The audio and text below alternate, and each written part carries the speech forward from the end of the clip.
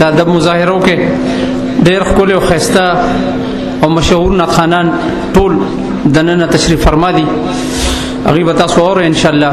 د خوږ نبي صلی الله علیه و آله وسلم ارشاد مبارک دی چې تاسو ماته په نومونو او مخونو را مخامخ کېږئ، نو تاسو له پکار ده چې په ما په خوږ ټکو او ښکلې درود پاک ووایئ.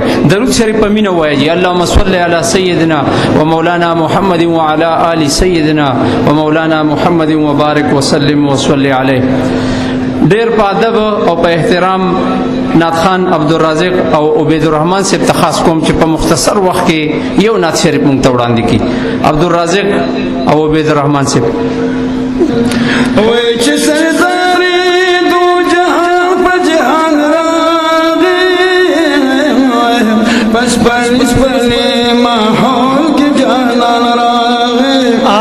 خوشاله شوی دا شمپه خاندان کې عبدالله کرایا گل د بوستان راغی. او ملائکه استقبال ترا کوزیږي، په مکه کې دا انوار باران راغی.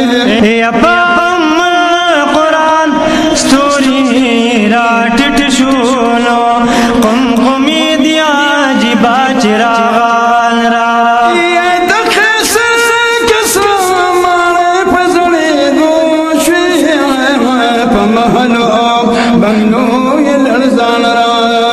لات ملات غزارا پریوت لسکوشش د توحید لمبردار پجان راغی. وزیر دایسا دی خاتم الانبیاء آخر زمان را. آدم بیوشو مظلومانو دسر سورینو غم خور گلی بیا آخر زمان راغی.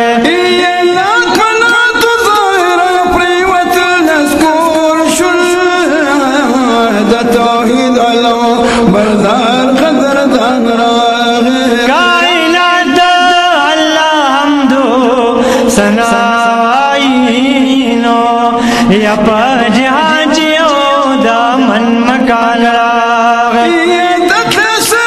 کسرا مان پانڑی دوشوی پا محلو بنگنو یہ لرزان راغی. اے سراج الحق سراجا خوشحالی گا بیا میلاد آغ شاہ قربان راغی. اے سراج الحق سراجا خوشحالی گانو بیا میلاد آغ شاہ قربان راغی. اے امیاش در بین الاول دا پیدائش میں دا گل، امیاش در بین الاول دا پیدائش میں دا گل، پر استقبال کے دا گلولو قدردان راغے. زما جانان راغ او زما جانان راغے. زما جانان راغ